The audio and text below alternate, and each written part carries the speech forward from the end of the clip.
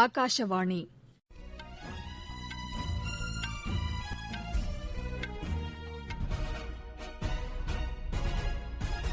செய்திகள் வாசிப்பவர் லட்சுமி ராகவன்.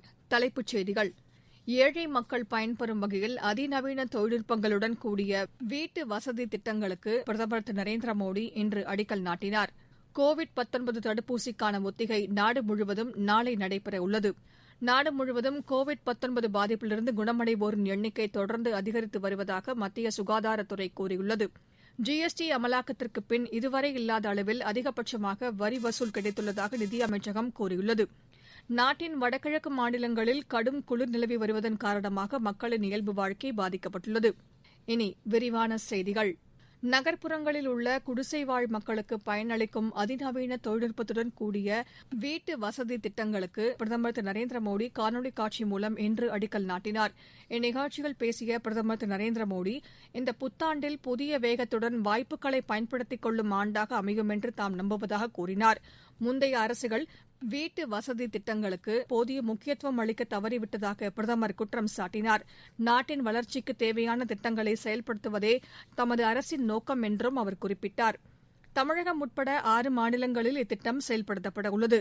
சென்னையில் உள்ள பெரும்பாக்கத்தில் 116 கோடி ரூபாய் மதிப்பில் 1152 குடியிருப்புகளை கட்டுவதற்கும் பிரதமர் இன்று அடிக்கல் நாட்டினார். இந்நிகழ்ச்சியில் பேசிய தமிழக முதலமைச்சர் திரு எடப்பாடி பழனிசாமி, நகர்ப்புற குடிசை மாற்றுப் பகுதிகளில் 14 லட்சம் குடும்பங்கள் வசித்து வருவதாகவும் அவர்களின் தேவைகளை கருத்தில் கொண்டு மாநில அரசு புதிய நகரங்களை உருவாக்கி வருவதாகவும் கூறினார். இந்த குடியிருப்பு வளாகத்தில் ரேஷன் கடை, 2 அங்கன்வாடி மையங்கள், 1 நூலகம், 1 பால் விநியோக மையம் மற்றும் 6 கடைகள் அமைப்பதற்கு வகை செய்யப்பட்டுள்ளதாக அவர் தெரிவித்தார். கழிவுநீர் சுத்திகரிப்பு மையமும் மின்சார துணை நிலையமும் இந்த வளாகத்தில் செயல்படும் என்றும் 15 மாதத்திற்குள் இந்த பணிகள் நிறைவு பெறும் என்றும் முதலமைச்சர் தெரிவித்தார்.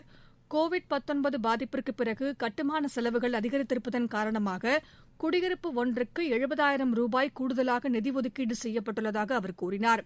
மாநிலத்தில் 2.5 லட்சம் குடியிருப்புகள் கட்டுவதற்கு 1805 கோடி ரூபாய் ஒதுக்கப்பட்டுள்ளதாகவும் அவர் தெரிவித்தார். நகர்ப்புறங்களில் நீர்வழிப் பாதைகள் மற்றும் ஆக்கிரமிப்பு பகுதிகளில் வசிக்கும் மக்களுக்கு உதவிடும் வகையில் கட்டப்படும் இத்தகைய குடியிருப்புகள் சுற்றுச்சூழலுக்கும் பேரிடர்களை சமாளிக்கும் வகையிலும் நவீன கட்டுமான தொழில்நுட்பத்துடன் அமைக்கப்படும் என்று முதலமைச்சர் திரு எடப்பாடி பழனிசாமி கூறினார். இந்நிகழ்ச்சியில் 6 மாநிலங்களைச் சேர்ந்த முதலமைச்சர்கள் பங்கேற்றனர். கோவிட்-19 தடுப்பூசிக்கான ஒத்திகை நாடு முழுவதும் நாளை நடைபெறவுள்ளது. இதனையொட்டி அனைத்து முன்னேற்பாடுகளையும் தயார் நிலையில் வைக்குமாறு மாநில அரசுகளை மத்திய சுகாதாரத்துறை கேட்டுக் கொண்டுள்ளது. இது தொடர்பாக புதுதில்லியில் இன்று மத்திய சுகாதாரத்துறை அமைச்சர் டாக்டர் ஹர்ஷ்வர்தன் தலைமையில் நடைபெற்ற ஆய்வுக் கூட்டத்தில் கோவிட்-19 தடுப்பூசியின் பாதுகாப்பு தன்மை குறித்து ஆலோசனை நடைபெற்றது. இக்கூட்டத்தில் பேசிய அமைச்சர், தடுப்பூசி சோதனை அடிப்படையில் பாதுகாப்பானது என உறுதி செய்யப்பட்டுள்ள போதிலும் பொதுமக்கள் பயன்பாட்டிற்கு கொண்டுவரப்படும்போது சிக்கல்கள் ஏதும் ஏற்படாமல் தவிர்க்கும் நோக்கிலேயே இந்த ஒத்திகை நடைபெறுவதாக தெரிவித்தார். பிரச்சினைகள் ஏற்படும் பட்சத்தில் ஆரம்ப நிலையிலேயே அதனை சரி செய்வதற்கான வாய்ப்பு கிடைக்கும் என்றும் சுகாதாரத்துறை அமைச்சர் கூறினார். நாடு முழுவதும் கோவிட்-19க்கான தடுப்பூசி போடும் திட்டத்திற்காக 83 கோடி சிரஞ்சுகளை கொள்முதல் செய்ய மத்திய அரசு திட்டமிட்டுள்ளது. இதில் 35 கோடிக்கும் அதிகமான சிரஞ்சுகளை கொள்முதல் செய்வதற்கான ஒப்பந்த புள்ளிகள் கோரப்பட்டுள்ளதாக மத்திய சுகாதாரத்துறை அமைச்சகம் கூறியுள்ளது. கோவிட்-19 தடுப்பூசி சுகாதார பணியாளர்கள், முன்கள ஊழியர்கள், தூய்மை பணியாளர்கள் உட்பட 30 கோடி பேருக்கு வழங்க மத்திய அரசு முன்னுரிமை வழங்கியுள்ளது. நாட்டில் கோவிட்-19க்கான தடுப்பூசியை தயாரிப்பதற்கு அவசரகால பயன்பாட்டின் அடிப்படையில் அனுமதி வழங்குவது குறித்து துறை சார்ந்த வல்லுநர்கள் குழு இன்று புதுதில்லியில் கூடி ஆலோசனை மேற்கொண்டனர். தமிழகத்தில் சென்னை, கோவை, உதகை உள்ளிட்ட 17 இடங்களில் நாளை கோவிட்-19 தடுப்பூசி போடுவதற்கான ஒத்திகை நடைபெற உள்ளதாக மாநில மக்கள் நல்வாழ்வுத்துறை அமைச்சர் டாக்டர் விஜயபாஸ்கர் தெரிவித்துள்ளார். சென்னையில் இன்று செய்தியாளர்களிடம் பேசிய அவர், இதற்கான அனைத்து ஏற்பாடுகளும் தயார் நிலையில் இருப்பதாகவும் கூறினார். கோவிட்-19 தடுப்பூசி ஒத்திகை குறித்து செய்தியாளர்களிடம் விவரித்த மாநில மக்கள் நல்வாழ்வுத்துறை முதன்மைச் செயலர் டாக்டர் ராதாகிருஷ்ணன், அனைத்து வழிகாட்டு நெறிமுறைகளையும் பின்பற்றி தடுப்பூசி போடப்படும் என்றும் இதற்கான சிரஞ்சுகளை மத்திய அரசு வழங்கும் என்றும் கூறினார். நீங்கள் கேட்டுக் கொண்டிருப்பது ஆகாஷவாணியின் செய்தி அறிக்கை. கோவிட்-19ற்கு எதிரான போரில் நமக்கான 3 கவசங்கள்.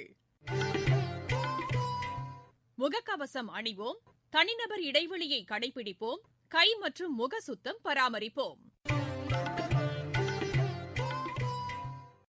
நாடு முழுவதும் கோவிட் பாதிப்பிலிருந்து குணமடைந்தோரின் எண்ணிக்கை 96.08% அதிகரித்துள்ளது என்று மத்திய சுகாதாரத்துறை கூறியுள்ளது. கடந்த 24 மணி நேரத்தில் 20,035 பேருக்கு புதிதாக தொற்று உறுதி செய்யப்பட்டுள்ளதாகவும் அதேசமயம் 23,181 பேர் பாதிப்பிலிருந்து குணமடைந்துள்ளதாகவும் சுகாதாரத்துறை வெளியிட்டுள்ள அறிக்கையில் கூறப்பட்டுள்ளது. கடந்த 24 மணி நேரத்தில் 256 பேர் உயிரிழந்துள்ளனர். நாட்டில் ஜிஎஸ்டி வரி அமலாக்கத்திற்கு பின் இதுவரை இல்லாத அளவிற்கு அதிகபட்சமாக கடந்த மாதம் 1,15,174 கோடி ரூபாய் வரி வருவாய் கிடைத்துள்ளதாக நிதியமைச்சகம் கூறியுள்ளது. கடந்த நிதியாண்டில் டிசம்பர் மாதத்துடன் ஒப்பிடுகையில் 12% கூடுதல் வரி வருவாய் கிடைத்துள்ளது குறிப்பிடத்தக்கது. கோவிட் பாதிப்பிற்கு பிறகு மத்திய அரசு மேற்கொண்ட விரைவான பொருளாதார நடவடிக்கைகள், வரி ஏய்ப்பை தடுப்பதற்கான நடவடிக்கைகள் மற்றும் ஜிஎஸ்டி வரிமுறைகளில் கொண்டுவரப்பட்ட பல்வேறு மாற்றங்கள் ஆகியவையே காரணம் என்று மத்திய நிதியமைச்சகம் கூறியுள்ளது. கோவிட் காரணமாக கடந்த ஆண்டு மார்ச் மாதம் 13ஆம் தேதி மூடப்பட்ட குடியரசுத் தலைவர் மாளிகை அருங்காட்சியகம் மக்களின் பார்வைக்காக இம்மாதம் 5ஆம் தேதி மீண்டும் திறக்கப்பட உள்ளது. திங்கள் மற்றும் அரசு விடுமுறை நாட்கள் தவிர அனைத்து விடுமுறை தினங்களிலும் இந்த அருங்காட்சியகம் திறந்திருக்கும் என்று மத்திய அரசின் செய்திக்குறிப்பில் தெரிவிக்கப்பட்டுள்ளது.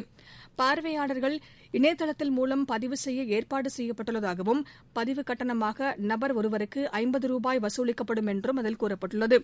கோவிட் பரவலை தடுக்கும் வகையில் முகக்கவசம் அணிவது, தனிமனித இடைவெளியை பின்பற்றுவது உள்ளிட்ட அனைத்து வழிகாட்டு நெறிமுறைகளும் பின்பற்றப்படும் என்றும் அந்த செய்திக்குறிப்பில் கூறப்பட்டுள்ளது. சென்னை உயர்நீதிமன்றத்தின் 50வது தலைமை நீதிபதியாக திரு சஞ்சீப் பானர்ஜி வரும் திங்கட்கிழமை பதவியேற்கிறார். ஆளுநர் திரு பன்வாரிலால் புரோஹித் அவருக்கு பதவி பிரமாணம் செய்து வைக்கிறார். குடியரசுத் தலைவர் திரு ராம்நாத் கோவிந்த் நீதிபதிகள் நியமன தேர்வுக்குழு அளித்த பரிந்துரையின் அடிப்படையில் இதற்கான உத்தரவை பிறப்பித்துள்ளதாக மத்திய சட்ட அமைச்சகம் கூறியுள்ளது. ரயில்வே வாரியத்தின் புதிய தலைவர் மற்றும் தலைமை செயல் அதிகாரியாக திரு சுனில் சர்மா இன்று பொறுப்பேற்றுக் கொண்டார். மத்திய அமைச்சரவையின் நியமனக்குழு இதற்கான ஒப்புதலை வழங்கியுள்ளது. அலுவல் சார்ந்த முதன்மை செயலாளராகவும் இவர் பணியாற்றுவார் என்றும் மத்திய அரசின் செய்திக்குறிப்பில் தெரிவிக்கப்பட்டுள்ளது. இந்திய ரயில்வேயில் கடந்த 1979ஆம் ஆண்டு பணியில் சேர்ந்த திரு சுனில் சர்மா கான்பூரில் உள்ள இந்திய தொழில்நுட்ப கல்வி நிறுவனத்தில் பயின்றவர் என்றும் 40 ஆண்டுகளுக்கும் மேல் ரயில்வே துறையில் பல்வேறு பதவிகளில் பணியாற்றியுள்ளார் என்பதும் குறிப்பிடத்தக்கது. நாட்டின் வடகிழக்கு மாநிலங்களில் கடுமையான குளிர் நிலவி வருகிறது. இமயமலையின் மேற்கு திசையை ஒட்டிய பகுதிகளில் நிலவி வரும் கடுமையான குளிர் காரணமாக அப்பகுதி மக்களின் இயல்பு வாழ்க்கை பாதிக்கப்பட்டுள்ளது. வரும் ஞாயிற்றுக்கிழமை லேசான மழை மற்றும் பனிப்பொழிவிற்கு வாய்ப்பு உள்ளதாக வானிலை ஆய்வு மையம் கூறியுள்ளது. அடுத்த 48 மணி நேரத்தில் ஹிமாச்சல பிரதேசம், பஞ்சாப், ஹரியானா, சண்டிகர், உத்தரப்பிரதேசம், ராஜஸ்தான், மத்திய பிரதேசத்தின் மேற்கு பகுதி மற்றும் தில்லியில் கடும் குளிர் நிலவக்கூடும் என்று ஆய்வு மையம் கூறியுள்ளது. மணிப்பூரில் சேனாபதி மாவட்டத்தில் உள்ள பிரபல சுற்றுலா தலமான ஜூகோ பள்ளத்தாக்கு பகுதியில் கடந்த 3 நாட்களாக காட்டுத்தீ பரவி வருகிறது. மணிப்பூர் நாகாலாந்து எல்லைப் பகுதியில் அமைந்துள்ள இந்த பள்ளத்தாக்கில் கடந்த 29ஆம் தேதி முதல் காட்டுத்தீ பற்றியுள்ளதாக அங்கிருந்து வரும் தகவல்கள் தெரிவிக்கின்றன. இதனையடுத்து காட்டுத்தீ ஏற்பட்டுள்ள பகுதிகளில் அம்மாநில முதலமைச்சர் உயரதிகாரிகளுடன் நேற்று விமானம் மூலம் ஆய்வு மேற்கொண்டார். பின்னர் செய்தியாளர்களிடம் பேசிய அவர் தீயை அணைப்பதற்கான நடவடிக்கைகள் முழுவீச்சில் நடைபெற்று வருவதாக தெரிவித்தார். விளையாட்டுச் செய்திகள். ஆஸ்திரேலியாவிற்கு எதிரான 3வது டெஸ்ட் கிரிக்கெட் போட்டி இம்மாதம் 7ஆம் தேதி சிட்னியில் நடைபெறவுள்ளது.